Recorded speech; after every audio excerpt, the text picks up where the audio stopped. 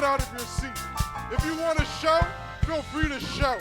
If you want to dance, feel free to dance.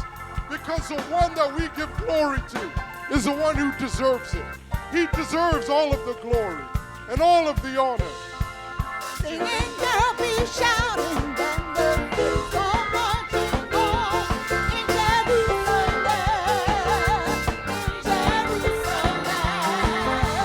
Waving arms in loud hosanna, like a king shall take his throne in the new Jerusalem. They'll be singing, they'll be shouting, when the saints go marching on in Jerusalem.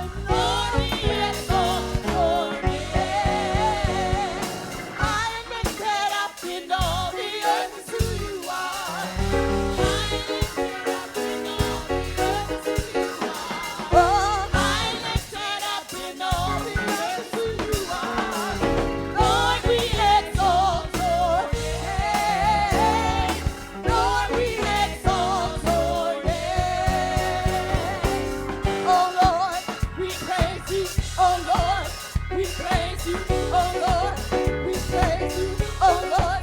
I lifted up, oh Lord. We praise you, oh Lord. We praise you, oh Lord.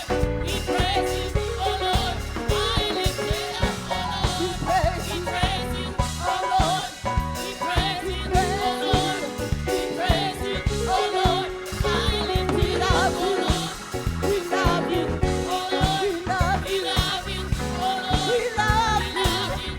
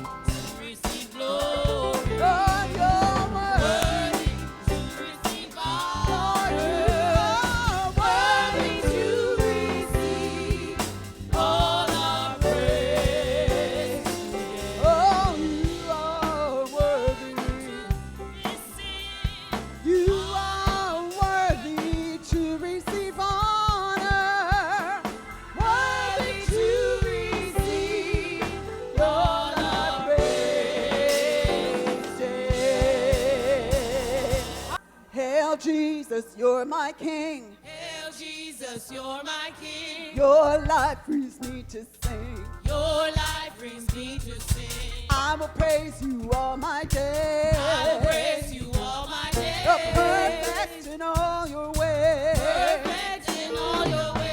Hail Jesus, you're my King. Hail Jesus, you're my King. Your life brings me to sing. Your life brings me to sing. I will praise you all my days. I will praise you all my days. You're perfect in all your ways. Perfect in all your ways. Hail Jesus, you're my Lord. Hail Jesus, you're my Lord. I will obey your word. I will obey your word. I want to see your kingdom Wanna come. see your kingdom come. Not my will, but yours be Not my done.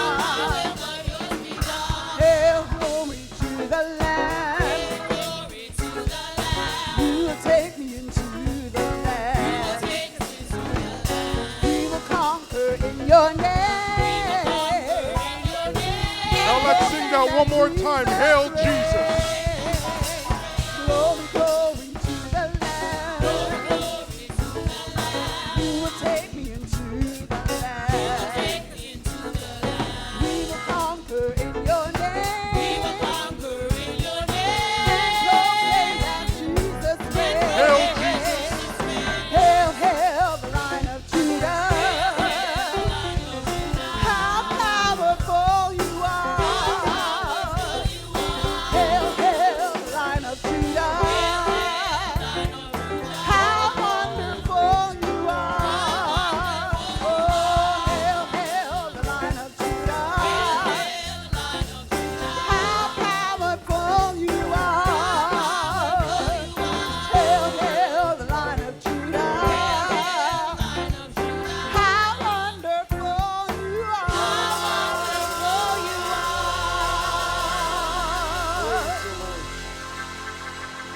Hallelujah.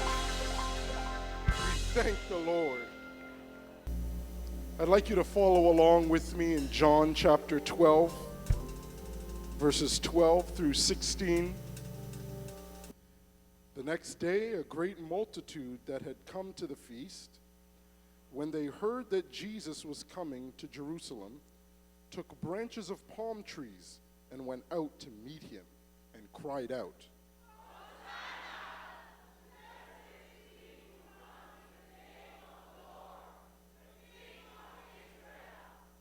Then Jesus, when he had found a young donkey, sat on it, as it is written, Fear not, daughter of Zion. Behold, your king is coming, sitting on a donkey's colt. His disciples did not understand these things at first, but when Jesus was glorified, then they remembered that these things were written about him, and that they had done these things to him. Praise the Lord. At this time, let's put our hands together as our pastor, Granville McKenzie, comes to bring the word of the Lord.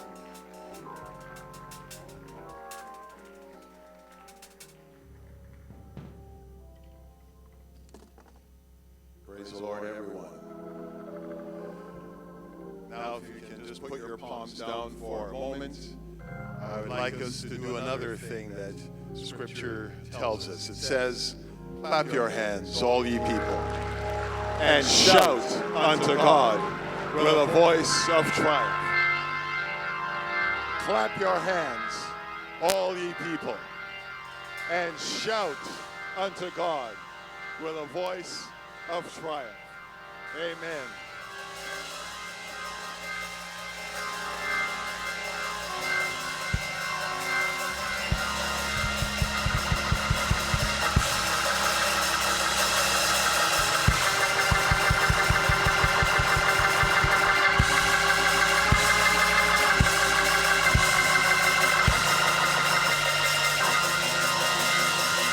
Let's lift that shout of triumph to the Lord. Let's lift our praise to our God. He alone is worthy to receive all honor, all glory, all power. Dominion and majesty are his. He rules above all. He is Lord. He is Lord. He is Lord. Bless the name of Jesus.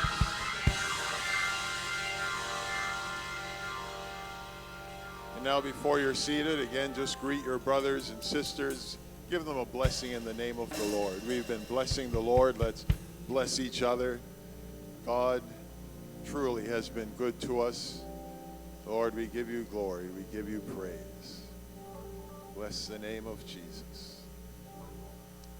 Bless the name of Jesus.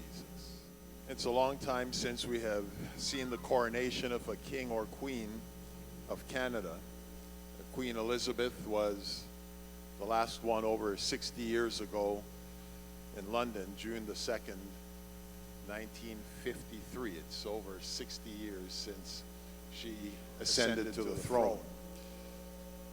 Jesus' entry into Jerusalem was somewhat less ornate than what we saw for Queen Elizabeth.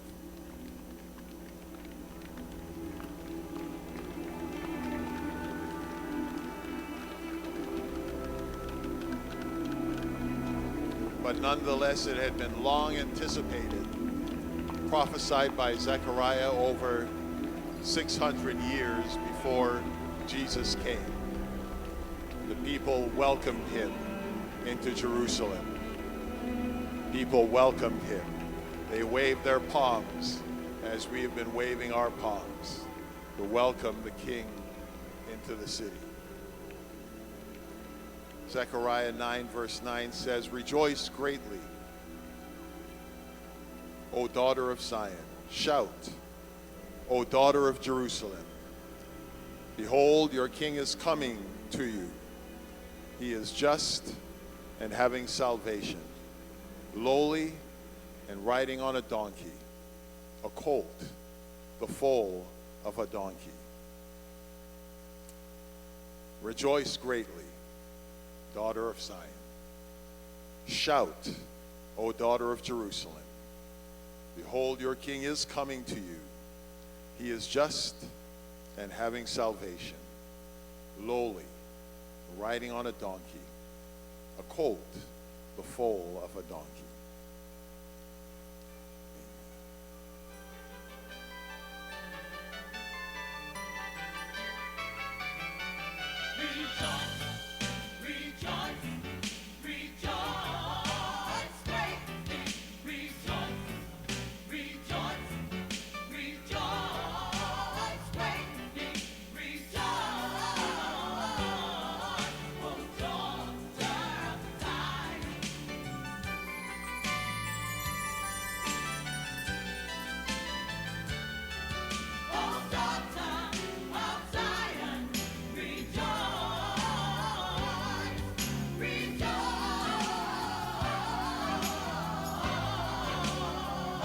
God gave inspiration to George Frederick Handel as he took a hold of these words and set them to music.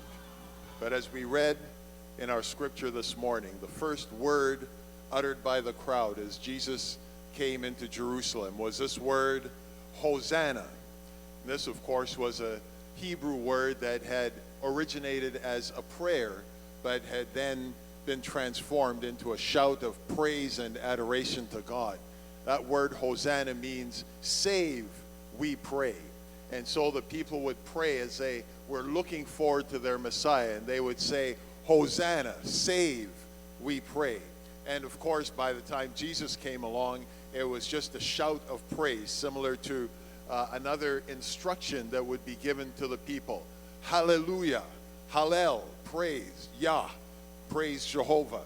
And so that is how it was given as an instruction, so that people would start to say words of praise to God. But of course, over time, hallelujah itself has become a word of praise, an expression of praise. But the people said, Hosanna, blessed is he who comes in the name of the Lord, the King of Israel. And today we just want to hail our King. All hail King Jesus. All hail King Jesus. Amen. Here came Jesus into the city of Israel, the city of David, the city of the kings, a place where the temple was, a place where the visible presence of God's Spirit dwelt, the place where year by year sacrifices and offerings would be made for the remission of the sins of the people. And on this occasion, Jesus had certainly come into Jerusalem many times before. But on this occasion, the people recognized him as their king. They recognized him as the one to whom Hosanna should be prayed, to whom Hosanna should be shouted, the one who should receive this glory. Hosanna, they sang. No doubt they had political salvation in mind. They wanted someone who would take over and free them from the oppression they were under. They realized that Jesus had shown his power over nature. He had shown his power over death, showed his power over demons, showed his power in so many areas. They thought, surely this man who can say to the Sea of Galilee, peace, be still, surely this one who could see the funeral procession going by and say, stop, and just raise that boy back to life. Surely the one who had raised Jairus' daughter from the dead was one who could take care of a few Roman soldiers. And so they cried out, Hosanna. He was the one who had power, who could lead them to victory. And so they called out to him. They cried out to him. And certainly Jesus could have done everything they desired, everything that they wanted on the political side, but that wasn't on his agenda. Jesus had come into Jerusalem, as John chapter 1, verse 29 indicates. John saw Jesus coming, and he said, behold, the Lamb of God who takes away the sin of the world. That is what Jesus came for, to be the Lamb of God. So the people received him with a shout of praise. They received him with loud hosannas. Save, we pray. And he answered their prayer. He absolutely answered their prayer. Not quite in the way they had anticipated, but he answered their prayer and came to be a sacrifice for their sins and to provide salvation for every man, woman, boy, and girl.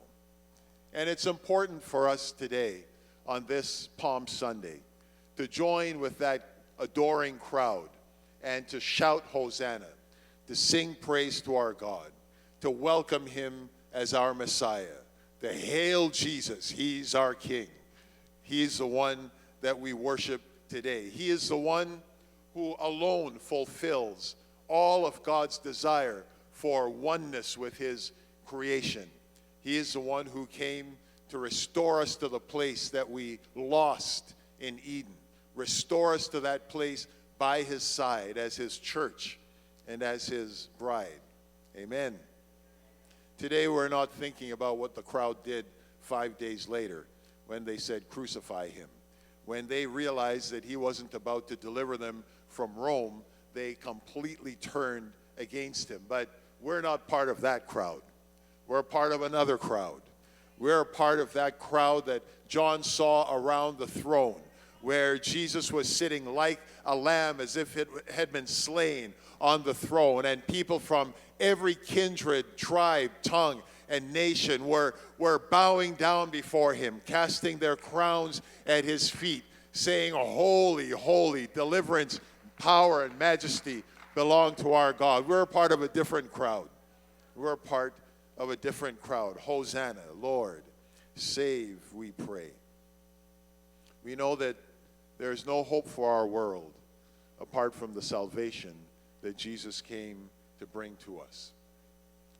A king can come in his glory and power and bring political change and increase the stature of their people in the world's eyes, but nobody could do what Jesus did. Nobody could answer the prayer, Hosanna, save, we pray. And every religious system has failed in this aspect. No religious system can bring us salvation from sin. Nor can good works, penitence, and all of these things. None of them can reverse the impact that sin has in every life. The wages of sin is death, eternal separation from our God. Only Jesus had the power to come as he did and redeem us from our sins. Now let's think for a minute about his mode of transportation. Jesus came into Jerusalem riding a donkey. Now every picture you see, every depiction of ancient kings, you see them riding into town on the biggest, baddest horse they can find. I mean, usually white, usually big, and they are in their regal robes sitting on a horse. The King of Kings came into Jerusalem on a donkey. However, that's not as strange as it may seem at first glance. When Zechariah was writing, and we'll come back to him in a second, Israelite kings, as they were being inaugurated, as they were coming to show themselves as servants to the people, they would ride on donkeys. You'll see that in Judges and some of these places where you would see the judge or his sons or grandsons riding on donkeys. This was a sign of peace. This was a sign of non-aggression. This was a sign of servitude. We are your servants. When a king is going into battle, he finds a strong horse. Horses are built for war. But when a king would come in Israelite culture, they were saying, we're not coming to you to fight you. We are all one people. They would come riding on a donkey. And so in verse 10, Zechariah 9, he said, I will cut off the chariot from Ephraim and the horse from Jerusalem. The battle bow shall be cut off. Here's what he's going to do. He shall speak peace to the nations. His dominion shall be from sea to sea, from the river to the ends of the earth. And so Zechariah saw this in his prophetic eye. And he said, this one is coming. He is lowly and he has salvation. He's not coming for political deliverance. He's not coming to wage war against the Romans. He's coming and he has salvation in his hand. That's what he comes to bring.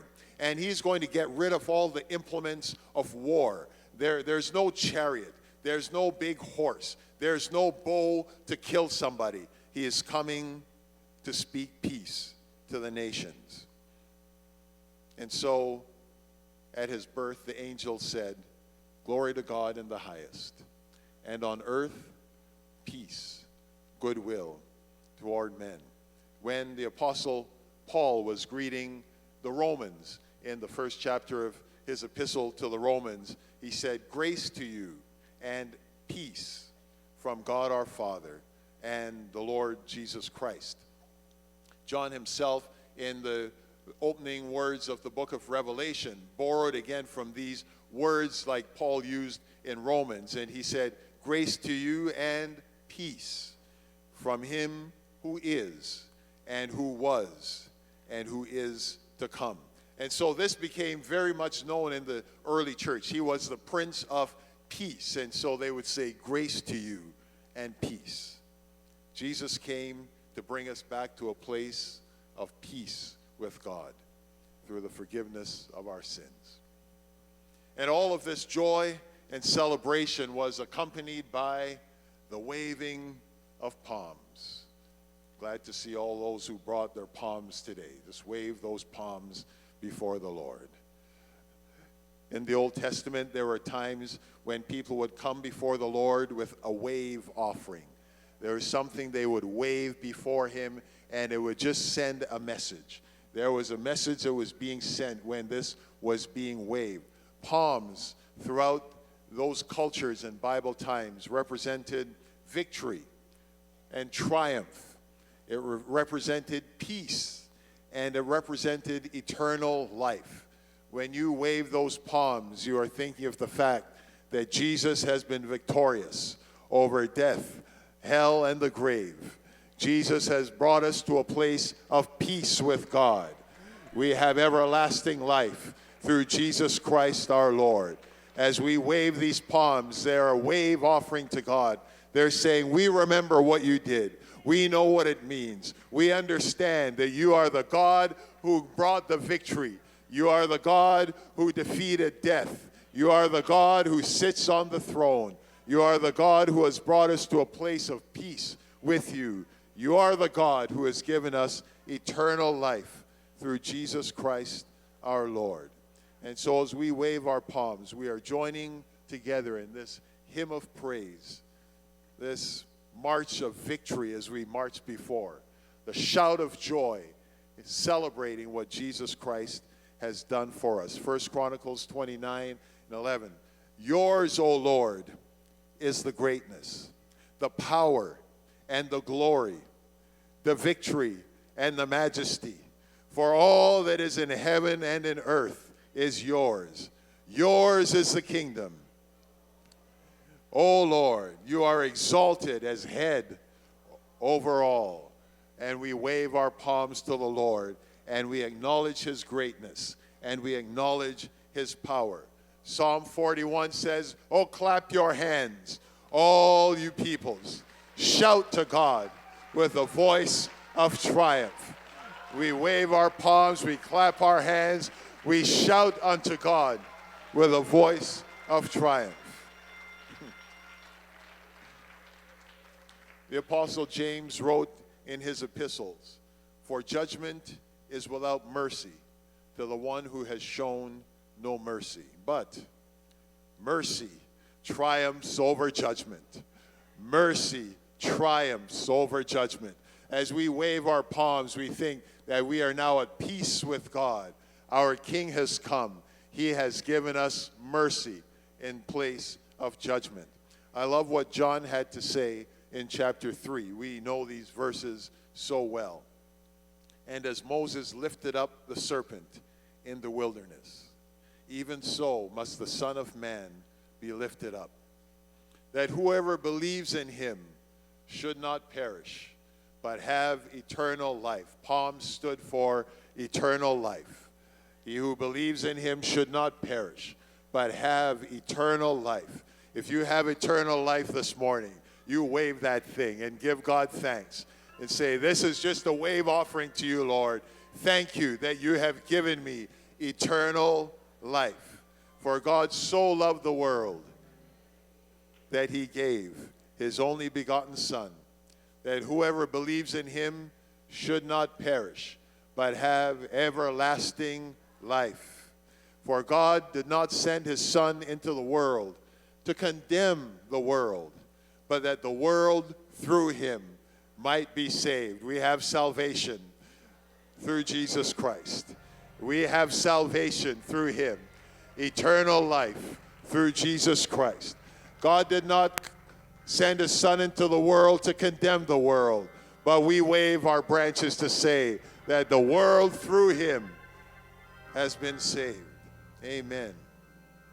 Let us give all glory and honor to our victorious King, who has conquered sin and death, hell, and the grave. Now here's our part. It's not just what Jesus did. It's what Jesus does. It's what Jesus is doing right now. He came and purchased salvation for us. He came into Jerusalem on that donkey to show he was their servant. He came in peace to bring them to a place of peace with God. But it's not just that he died on Calvary. That is all that was required for the salvation of the world. There's nothing we can do to save ourselves. We know that, right? Nothing we can do to save ourselves. For by grace are you saved through faith, and that not of yourselves. It is the gift of God. It is the gift of God, not of works, because we're boastful creatures. And if we thought there was something we could do and we did it, then we would boast and show off that we have done it. Calvary is God's sufficient sacrifice for sin. Thank you, Jesus. I think we need to worship him and praise him for that. Calvary covers it all. Calvary took care of my sin problem, your sin problem, the sin problem of the world. We are saved through the cross of Calvary. But it wasn't just his death. And we will celebrate this as we go through this week, our holiest week, if we wanted to call it that. We know that every day is holy, but especially at this time as we remember Passover. All the way back into the Old Testament, we see that God was making a way for us to escape death. And he became that lamb, that Passover lamb.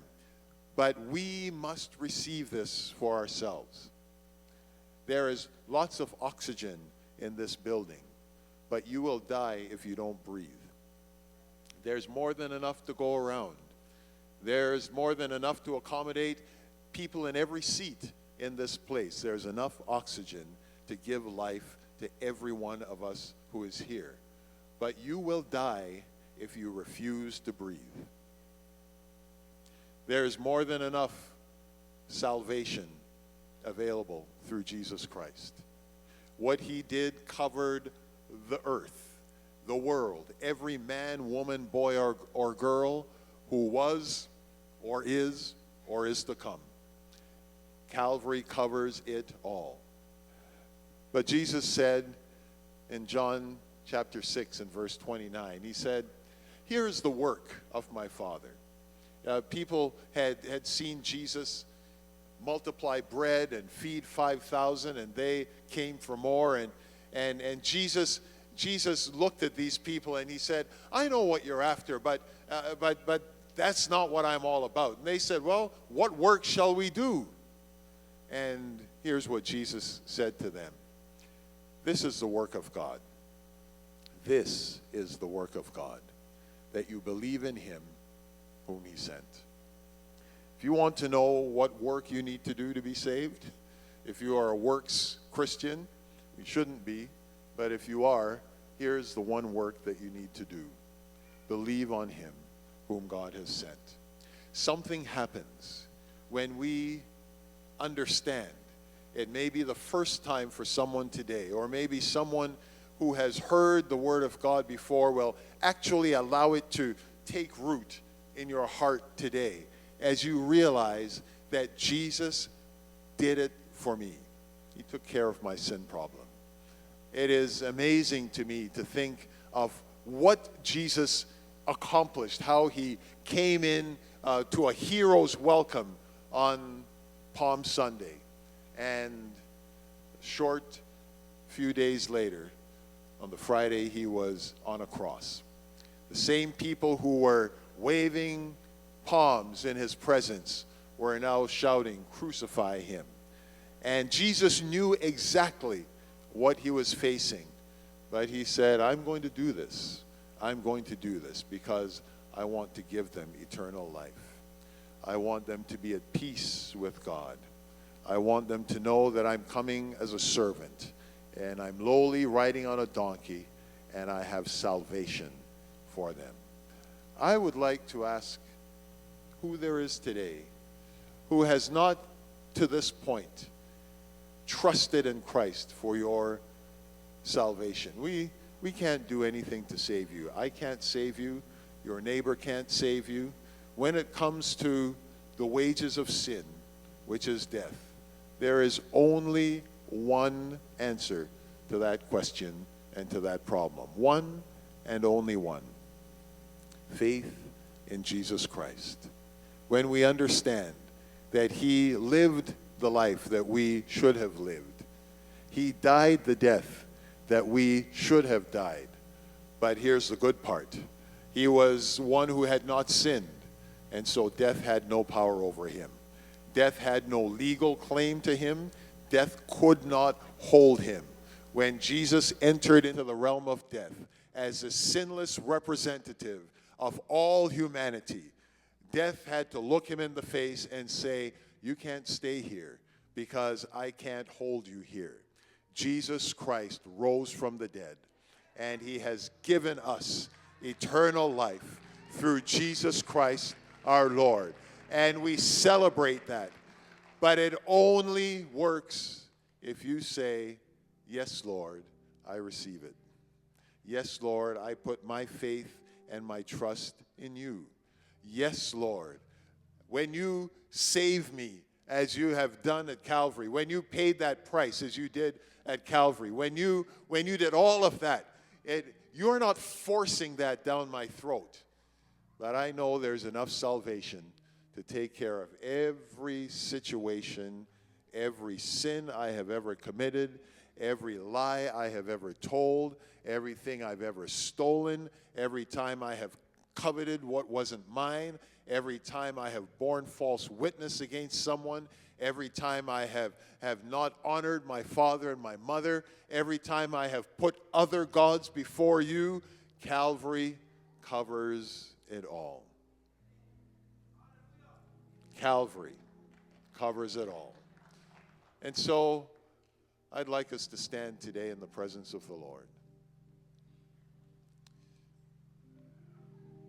We are in a good place. We are in a very good place. This is the house of God. The house of God. The temple was that symbolic place where the ark was and represented the Spirit of God. Now here we are, so many of us, carriers of the Spirit of God. Why? Our temple has now become the dwelling place of the Spirit of God. Christ in us, the hope of glory. Amen. I'd like us to come and spend a little time this morning glorifying and worshiping our God. I'd like you to come with your palms. I'd like us to sing as they sang. I'd like us to worship as they worshiped. And for those who have not ever trusted Christ to be your Savior, I would like you to speak to the one who you came with. It might be your mom or your dad. It might be that friend who invited you to church. And you just want to lean over to them and say, you know what, today I want to receive what Christ did for me. Today, I want to do that work of believing in him. I want to confess him as my Lord and my Savior. That will quickly lead to your baptism in his name. That will show the world what Christ has done in you as you are washed, purified, cleansed. It's that outward work that we do that reflects what has happened inside of us. Our sins have been washed away by the blood of Calvary's cross.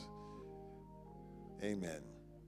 He wants to fill us with his precious Spirit. Beyond just saving us, he wants us to be able to do his work, be his hands, his feet, his voice, his love in this world. And for that, we need to be filled with his Spirit. And those he saves, he fills. And I want to invite anyone who just wants that overflowing of the fullness of God in your heart, in your life, to come today. Brother Chris, why don't you hit the key of F for us? That's a nice, easy key that I can sing in. Victory in Jesus, my Savior forever. He sought me and he bought me with his redeeming blood. He loved me ere I knew him, and all my love is due him. He plunged me into victory beneath the cleansing flood. There is victory. He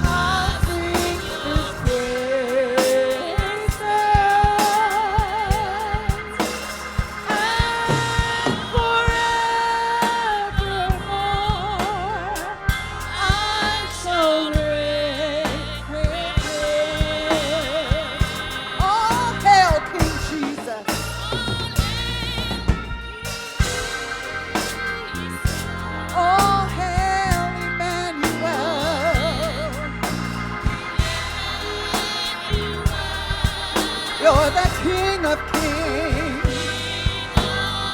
You're the Lord of Lords. You're the bright morning star.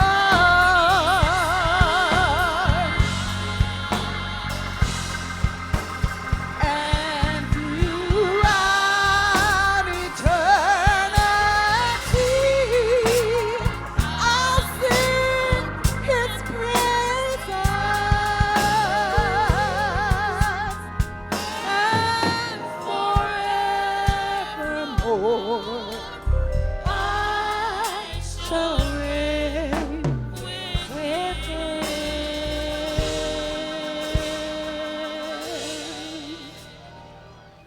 Lord, we thank you for your goodness to us. We worship you. We bless you, you who do all things well. We pray, Lord God, that you would continue to pour out of your Spirit in this place today. Lord God, help us, everyone, to grab a hold of that salvation that you have purchased for us. We bless you and we thank you in Jesus' name. In Jesus' name. I see Brother Robert is in the baptistry, ready for anyone who would like to take that step. Choir, please remember, we'll have a rehearsal in another 15 minutes or so. But while we just continue this time of worship, we want to sing one more song. Whenever you need to go, God be with you. The Lord bless you and keep you and make his face shine upon you and be gracious unto you. The Lord lift up his countenance upon you and give you peace. And now let's sing another song that invites him into our hearts, invites him to take his place on the throne of our lives. Reign, Jesus, reign. Reign, Jesus, reign. King of Zion, Judah's Lion, reign, Jesus, reign. Let's pray that prayer. Invite him in today. Reign, Jesus, reign. Reign, Jesus, reign. You're the King Of Zion, Judah's Judah's Lion, reign, Jesus, reign. Welcome him in today. Welcome him in. Reign, Jesus, reign. Reign, Jesus, reign. King of Zion, Judah's Lion, reign, Jesus, reign.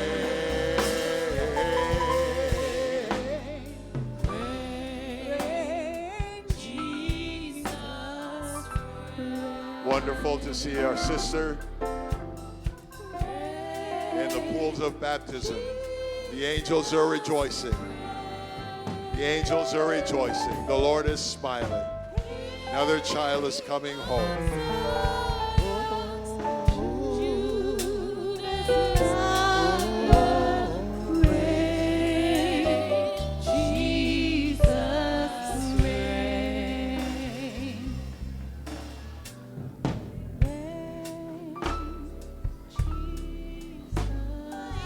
Thank you, Jesus. Just like you to take a moment. This is Sister Shani Graham and a relative of Brother Seroy's, Sister Rose, and she is here today on this wonderful Palm Sunday. Now it's more than just the celebration of what Jesus can do. This is a celebration of what Jesus has done in the remission of her sins, And so we want to pray for Sister Shani today. God, we thank you for your daughter, our sister, your child. Now, Lord God, a part of your bride. Thank you, Lord God, for the work you have done in her life. Thank you, Lord Jesus, for your touch in her spirit. Thank you, Lord God, for what she's feeling even now as she enters in boldly into your kingdom. Thank you, Lord Jesus, for saving her soul. Thank you, Lord, for making her whole. Thank you, Lord God, for the remission of sins. Thank you, Lord, for the promise of your Spirit that fills us, your Spirit that will move us and empower us to do your will in this world. Touch our sister today, Lord God. Move upon her. We rejoice, Lord God, along with you and all the angels of heaven, that she has come to this place, giving herself to you. We worship you, Jesus. We give you thanks in Jesus' name. In Jesus' name.